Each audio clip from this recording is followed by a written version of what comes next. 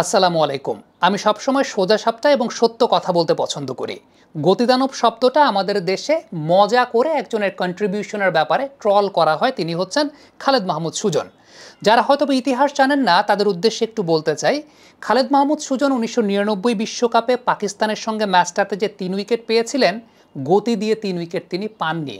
ওই যে 3টা উইকেট তিনি পেয়েছিলেন, ম্যান অফ দ্য ম্যাচ হয়েছিলেন, যে কারণে আজকে আমরা বাংলাদেশের ক্রিকেট নিয়ে কথা বলতে পারি। এটা হচ্ছে বাংলাদেশের ক্রিকেটের সবচাইতে বড় সত্য কথা। আজকে যে সাকিব তামিম নিয়ে আমরা কথা বলছি কিংবা যাকে নিয়েই কথা বলি না কেন, এই কথাগুলো বলার আমাদের উপলক্ষ আসতো না যদি তাদের কন্ট্রিবিউশনটা না থাকতো। শুধুমাত্র সেই ম্যাচ না, 1998 সালে পাকিস্তানের করাচিতে ভাওয়ালপুরের লিস্টে ম্যাচে এখন পর্যন্ত সেটা লিস্টে ক্রিকেটের 5 নম্বর উইকেটে বিশ্ব রেকর্ড। আপনি যদি ক্রিকইনফো সার্চ দেন দেখবেন 267 রানের partnership not out Khaled Mahmud Sujan এবং মিনহাজুল আবেদিন নান্নুর, যেখানে খালেদ মাহমুদ সুজন সেই ম্যাচটাতে 148 রান করেছিলেন এবং পরবর্তীতে 3টে উইকেট পেয়ে ম্যান অফ দ্য ম্যাচ হয়েছিলেন। তখন যদি লিস্টে ক্রিকেটে বাংলাদেশ ওই রকম পারফরম্যান্স না করত, জীবনেও বাংলাদেশ টেস্ট স্ট্যাটাস পেত না, আজকে আমরা বাংলাদেশের ক্রিকেট নিয়ে কথা বলতে পারতাম না। খালেদ মাহমুদ সুজনদের কন্ট্রিবিউশনটা বা তাদের উদ্দেশ্যটা আন্তর্জাতিক ক্রিকেট খেলা না, তাদের উদ্দেশ্য ছিল বাংলাদেশ যাতে আন্তর্জাতিক ক্রিকেট খেলতে পারে সেই বিষয়টা নিশ্চিত করা, সেই পথটাকে সুগম করা। এখন তাদের সেই সময়কার পারফরম্যান্সকে যদি আমরা ছোট করে দেখতে চাই, বিষয়টা কেমন জানেন? কৃষক বাবার ছেলে এসএসসি পাশ করার পর বাবাকে গিয়ে বলা যে বাবা আমি তোমার চাইতে শিক্ষিত, অথচ সেই বাবা মাথার ঘাম পায়ে ফেলে ছেলেকে এসএসসি পাশ করিয়েছে। ব্যাপারটা সেরকমই দাঁড়ায়। হ্যাঁ, মাঠের বাইরের অনেক বিষয় নিয়ে ক্রিকেট ছাড়ার পর তাদের বিভিন্ন বিষয় নিয়ে সমালোচনা হয়েছে, সেটা হতেই পারে কর্তা ব্যক্তি হিসেবে, কিন্তু মাঠের ক্রিকেটে তাদের কন্ট্রিবিউশনের জায়গাটা এটা একেবারেই অনস্বীকার্য একটা বিষয়। ইভেন আপনি যদি ক্রিকেট ছাড়ার পরে মাঠের বাইরের বিষয়ে একটা কথা বলেন, কোভিডের সময় তামিম ইকবাল, তাসকিন আহমেদ, মাহমুদুল্লাহ রিয়াদ তারা লাইভে এসে বলেছিলেন তাদেরকে প্রথম ঢাকার ডোমেস্টিক ক্রিকেটে খেলার সুযোগ করে দিয়েছিলেন খালেদ মাহমুদ সুজন। একটা জায়গাতে সাকিব আর তামিম একমত পোষণ করেছিলেন। সাকিব আল হাসান তার একটা লাইভে বলেছিলেন দেশের ক্রিকেট নিয়ে যারা ভালো চিন্তা করে তাদের মধ্যে খালেদ মাহমুদ সুজন একজন। সাকিব আল হাসানের নিশ্চয়ই কাউকে তেলবাজি করার প্রয়োজন পড়ে না। সো সাকিব তামিম দুজনেই কিন্তু একই কথা বলেছিলেন। সমস্যার জায়গা হচ্ছে আমাদের গণমাধ্যমে তাদের সেই সময়কার করাচিতে লিস্টের যে পারফরমেন্সগুলো সেগুলো কখনো তুলে ধরা হয় না, যে কারণে আমরা টেস্ট স্ট্যাটাস পেয়েছি, যে কারণে আলোচনা করতে পারছি। তাদের সার্ক চ্যাম্পিয়নশিপের পারফরমেন্সগুলো তুলে ধরা হয় না। গণমাধ্যম চায় আপনাদের মন জুগিয়ে চলতে, আপনাদের ব্যক্তিত্ব তৈরি করতে চায় না, যেটা আমাদের এখানকার গণমাধ্যমের সবচাইতে রূঢ় বাস্তবতা বর্তমান সময়, এবং খুব দুঃখ দেয় বিষয়টা আমার, কারণ এই বিষয়গুলো কখনোই গণমাধ্যমে উঠে আসে না।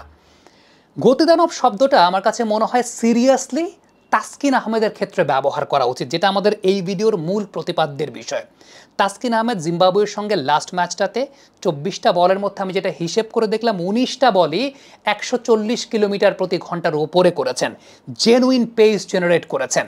টু বি ভেরি অনেস্ট, তিনি শুরু করেছেন ইয়র্কার দিয়ে, এবং এইরকম পেসে ইয়র্কার লেন্থের বল বা ফুল লেন্থের বল ব্যাটারের জন্য সবসময় খুবই ডিফিকাল্ট। 1 নম্বর এবং 3 নম্বর বল, দুইটা বলে তিনি ইয়র্কার লেন্থে বল করেছেন এবং তার টার্গেটের জায়গাটা ছিল পা টার্গেট করবেন। আফটার দ্যাট আমার মনে আছে একটা বল লেগ স্ট্যাম্পের উপরে ব্যাক অফ দ্য লেন্থে ব্যাটারকে করেছিলেন, যেটা হয়তো একটু কম পেসের হলে 135-36 পেস হলেই ব্যাটার পুল শট করতে পারতেন, কিন্তু হি ওয়াজ বিটেন বাই দ্য পেসেই তিনি পুরোপুরি বিট হয়েছেন। আরেকটা বল দেখছিলাম যে outside of stamp, batter room পেয়েছিলেন, অ্যাওয়ে সুইং করে বেরিয়ে গেছে, সেটাও ব্যাটার পেসেই বিট হয়েছেন। এই ধরনের রুম পাওয়া বল যদি 135-36ও করতেন, তারপরও ব্যাটার সেক্ষেত্রে হয়তোবা চালিয়ে ফেলতে পারতেন বা তার সেই জায়গাটা চালিয়ে ফেলার সক্ষমতার জায়গাটা থাকতো। কিন্তু তাসকিনের এই র পেসটা সত্যিকারের অর্থে অনেক বেশি মাত্রায় জিম্বাবুয়েকে ভুগিয়েছে। ইভেন আপনি যদি লাইনটা খেয়াল করে দেখেন, Taskin wide outside of stamp যে বলগুলো করেছেন বা করিডোরটা মেনটেন করেছেন 4th বা 5th স্ট্যাম্প করিডোর, এইরকম পেসে আপনি যদি 4th বা 5th স্ট্যাম্প করিডোরে বোলিং করে যান এবং কনসিস্টেন্ট পেসটা রাখতে পারেন, পৃথিবীর যে কোনো টিমের জন্য, পৃথিবীর যে কোনো টিমের ব্যাটারের জন্য, ওয়ার্ল্ডের বেস্ট ব্যাটারের জন্য এই বল খেলা ডিফিকাল্ট। বলছি না যে তারা পারবে না, ম্যানুফ্যাকচার শট খেলতেই পারে, কিন্তু ভেরি মাচ ডিফিকাল্ট, এবং ওয়ার্ল্ডের 1 নম্বর ব্যাটারকেও আপনি নাচাতে পারবেন এর মাধ্যমে। ব্যাপারটা এরকম না যে তাসকিন ওয়ার্ল্ডের বেস্ট ব্যাটারদেরকে নাচান নাই, ওয়ার্ল্ডের বেস্ট ব্যাটারদেরকে তাস্কিন নাচিয়ে এসেছেন। তবে এই পেসটা, কনসিস্টেন্ট পেসটা তাস্কিন যদি সত্যিকারের অর্থে ধরে রাখতে পারেন, জেনারেট করতে পারেন, আমার কাছে মনে হয় যেটা 2023 বিশ্বকাপে অনেক অভাব ছিল, এবং তার পেছনে অন্যতম বড় কারণ তাস্কিনের ওয়ার্কলোড ম্যানেজমেন্টটা আসলে হয় নাই 23 বিশ্বকাপের আগে, আসলেই হয় নাই। তার আগে আমরা দেখছিলাম যে জিম্বাবুয়ের মাটিতে গিয়ে জিম আফ্রো টি10 খেলেছিলেন, যেখানে 8 দিনের ব্যবধানে 7টা ম্যাচ তাকে খেলতে হয়েছে, 7টা ম্যাচ ডে তাকে খেলতে হয়েছে 8 দিনের ব্যবধানে। সো এই জায়গাটা আমার কাছে মনে হয় যে তার অনেক ওয়ার্কলোডের ঘাটতি হয়েছিল, যেটা এই লাস্ট 1 বা 2 মাসের ব্রেকে হয়তো বা তাস্কিনকে অনেক ঝরঝরা লাগছে, অনেক চাঙ্গা লাগছে। আমার একটা এক্সপেকটেশনের জায়গা, 3টা ম্যাচ খেলার পর তাস্কিনকে আর জিম্বাবুয়ে সিরিজ খেলানোরই দরকার নেই, তিনি কতটুকু রিদমে আছেন, ফর্মে আছেন, শেপে আছেন আমরা বুঝতে পেরেছি। বেস্ট তাস্কিনটাকে আমরা সত্যিকার অর্থে ওয়ার্ল্ড কাপের মঞ্চে দেখতে চাই, কারণ এইভাবে পেসের যে জায়গাটা, এটা তাস্কিন বেশ ভালো মেনটেন করতে পেরেছেন। এবং এই টাইপের বোলারকেই তো আপনি ভাই গতিদানব বলবেন। আমি কেন শুধুমাত্র ফাইজলামি করে গতিদানব বলবো বা একজনের কন্ট্রিবিউশনকে ছোট করব, যেখানে সত্যিকার অর্থে সঠিক ইতিহাসটাই আমাদের সামনে কখনো তুলে ধরা হয়নি। আজকে তাসকিনকেও খেলিয়েছিলেন খালেদ মাহমুদ সুজন সত্যিকারের অর্থে, তামিম ইকবালকেও প্রথম সুযোগ দিয়েছিলেন খালেদ মাহমুদ সুজন, মাহমুদুল্লাহ রিয়াদকে টিম দিয়েছিলেন খালেদ মাহমুদ সুজন। ইভেন এখনও ঢাকা লিগে, যারা ঢাকা লিগের সঙ্গে জড়িত তারা জানে, অনেক প্লেয়ারের টিম পাওয়ার ক্ষেত্রে লাস্ট ভরসার নাম হচ্ছেন খালেদ মাহমুদ সুজন।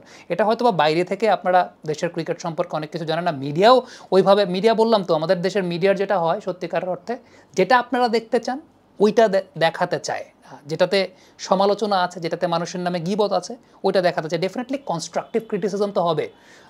তাদের team selection, Minhajul Abedin নান্নুর team selection নিয়ে কনস্ট্রাকটিভ ক্রিটিসিজম হয়েছে, হবে, ডেফিনেটলি হবে। বাট মাঠের পারফরমেন্স নিয়ে আপনি ক্রিটিসিজম করতে পারবেন না, বলতে পারবেন না কয়টা ছক্কা মেরেছে। তার উদ্দেশ্য আন্তর্জাতিক ক্রিকেটে ছক্কা মারা ছিল না, তার উদ্দেশ্য ছিল বাংলাদেশ যাতে আন্তর্জাতিক ক্রিকেট খেলতে পারে সেটাই এনশিওর করা। তারা সেই কাজ করে দিয়ে গেছেন। সো এইটাকে আমি কেন ছোটো করবো? ডেফিনেটলি তার পরের বিষয়গুলো নিয়ে তো আমরা অনেক কথা বলেছি, কিংবা কর্তা ব্যক্তি হিসাবে খালেদ মাহমুদ সুজন, মিনহাজুল আবেদিন নান্নু, তাদের অনেক বিষয় নিয়ে কথা হয়েছে। কিন্তু যেখানে তাদের অবদান আছে আমার কাছে মনে হয় যে সেগুলোকে তো অস্বীকার করার কোনো উপায় নেই, সেগুলোকে আপনি অস্বীকার করতে পারবেন না। তো আমার কাছে মনে হয় যে রাইট হিস্ট্রিটা তুলে ধরাটা খুব গুরুত্বপূর্ণ, এবং এক্ষেত্রে আমার কাছে মনে হয় যে গণমাধ্যমের একটা অনেক বড় ভূমিকা ছিল, আনফর্চুনেটলি যেটা গণমাধ্যম রাখতে পারে না এই বাংলাদেশে। থ্যাংক ইউ ভেরি মাচ আমাদের সঙ্গে এতক্ষণ থাকার জন্য। কমেন্ট বক্সে মন্তব্য জানতে চাই।